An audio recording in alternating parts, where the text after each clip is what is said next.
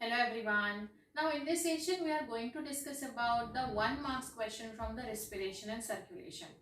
अभी आप सोच रहे होंगे कि ये चैप्टर मैडम ने क्यों चूज किया। जैसे मैंने आपको पहले भी बताया है, इस सीरीज में हम सबसे ज्यादा वेटेज वाले चैप्टर्स को पहले पिक करेंगे और उसका प्रिपरेशन करके साइड में रख देंगे, so that at the end of the moment हमारा कोई छोटे वेटेज वाला या स्मॉल वेटेज वाला चैप्टर अगर बच भी जाता है, हमें ज्यादा टेंशन या पैनिक होने की जरूरत नहीं होती है। वैसे भी अक्टूबर ऑलमोस्ट अभी खत्म होने वाला है और आपकी प्रैक्टिकल एग्जाम, बोर्ड एंड बहुत सारी चीजें आ जाएगी, लाइन अप हो जाएगी। तो इसीलिए हम क्या करते, पहले जिनका वेटेज ज्यादा है उनको प्रिपेयर करके रखते हैं। तो पहले हमने कंट्रोल एंड कोऑर्डिनेशन कर लिया। नाउ उसी तरीके से will be doing the respiration and circulation, जिसका वेटेज अगर आप यहाँ देख रहे हो तो जिसका weightage almost with option 10 mark का है। अगर 10 मार्क्स मतलब देखो विद ऑप्शन 10 मार्क्स का है और विदाउट ऑप्शन तो 7 मार्क्स का है ही। सो अगेन यहाँ भी मैं आपको कुछ ट्रिक्स बताऊंगी how you should deal with this kind of questions, but पहले हम बोर्ड ने दिया हुआ क्वेश्चन बैंक समझ लेते हैं फॉर दैट चैप्टर। ऑल्सो ये चैप्टर भी दो हिस्सों में डिवाइडेड है। पहले रिस्पिरेशन ऑल टुगेदर अलग है, रिस्पिरेटरी सिस्टम, और दूसरा है सर्कुलेटरी सिस्टम, वो भी ऑल टुगेदर अलग है। नाउ इस चैप्टर से पहले तो हम लोग 1 मार्क्स से क्वेश्चंस पढ़ेंगे, फिर 2, 3 एंड 4 रिस्पेक्टिवली भी पढ़ेंगे। आपको ये सारे क्वेश्चंस एक नोटबुक में लिखने हैं, अच्छे से प्रिपेयर करने हैं और इनको ज्यादा प्रायोरिटी बेसिस पे ध्यान देके पढ़ना है। Okay, now we'll start our session with discussion of 1 marks question from this chapter. Question is, name the cartilage which divides the nasal cavity into right and left nasal chambers. So वो cavity का नाम लिखना है जो left and right nasal chamber को separate करता है। ये आपको पेज नंबर 154 पे मिलेगा।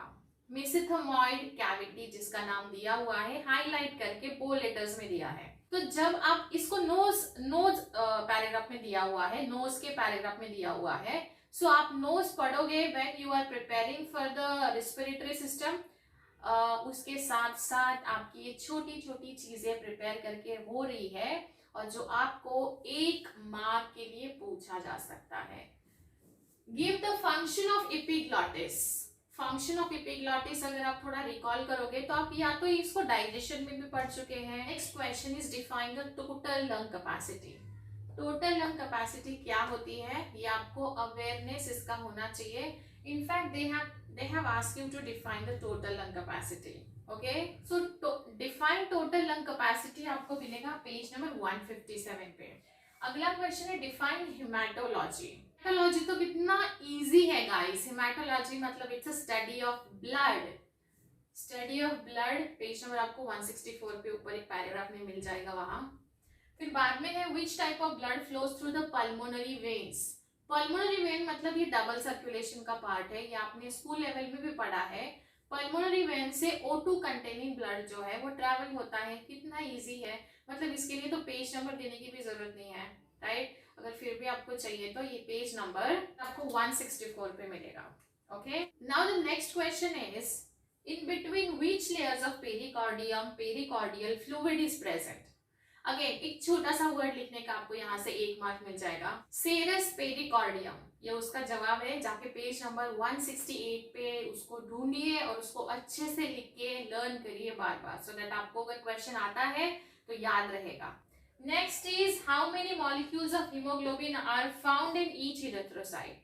कितने मॉलिक्यूल्स मिलते हैं बताइए जल्दी से। ये स्कूल लेवल में आपने पढ़ा हुआ है। इरिथ्रोसाइट मतलब आरबीसी होता है। एक आरबीसी को 4 generally 4 molecules of haemoglobin bind होते हैं।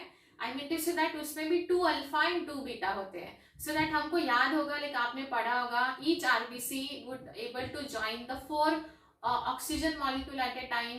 4 ऑक्सीजन मॉलिक्यूल मतलब 4 हीमोग्लोबिन साइट होनी चाहिए, राइट। कितना इजी क्वेश्चन था, बहुत इजी लेवल के क्वेश्चंस है और बहुत ही लाइक 1-2 बार रीड करोगे तो भी याद रह जाएगा। फिर इंटरेस्टिंग क्वेश्चंस के बारे में बात करते हैं। ये 3 क्वेश्चंस इंटरेस्टिंग है और थोड़े से हटके भी है, like define that and write down this and that से थोड़ा अलग है। जैसे यहाँ एक आपको कंडीशन दी है और आपको डिसऑर्डर आइडेंटिफाई करना है।